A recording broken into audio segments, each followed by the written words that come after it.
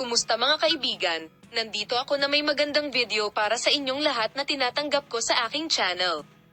Ang kahangahangang artista sa serye sa TV na si Tugba Buyak Ustan ay pumasok na ngayon sa sektor na iyon. Narito ang bagong gawa ni Tugba Buyak Ustan. Ang Tuba Buyak Ustan ay pumasok na ngayon sa ibang sektor. Pagkatapos kumilos, tingnan kung gagawin ito ni Tuba Buyak Ustan. May nadagdag na bago sa mga pangalan ng mga lumipat mula sa pag-arte tungo sa pagkanta. Tingnan kung sino ang gumawa ng trabahong iyon. Isang bagong proyekto na gagawa ng splash mula sa Tuba Buyak Ustan.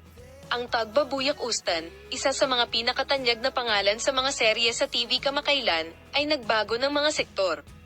Tingnan kung saang sektor nabibilang ang Tuba Buyak Ustan.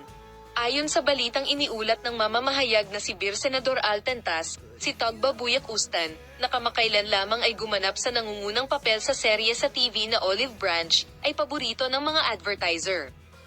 Nagpadala si Tuba Buyak Ustan ng mga kampanya ng ad kung saan siya ay pumirma ng mga kasunduan pati na rin ng mga proyekto sa serye sa TV kung saan siya umarte.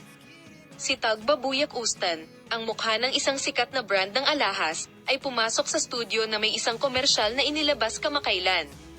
Ang punto kung saan siya mismo ang kumanta ng kanta sa commercial, na inabot ng 2 araw sa pag-shot at idinirect ni Nihat Odabasi. Sa kabilang banda, ang pagsusuri ni Tugba Buyak Ustan sa mga bagong serye sa TV at mga proyekto sa pelikula ay gumawa din ng splash. Bumubuhos na ang alok pagkatapos ng alok.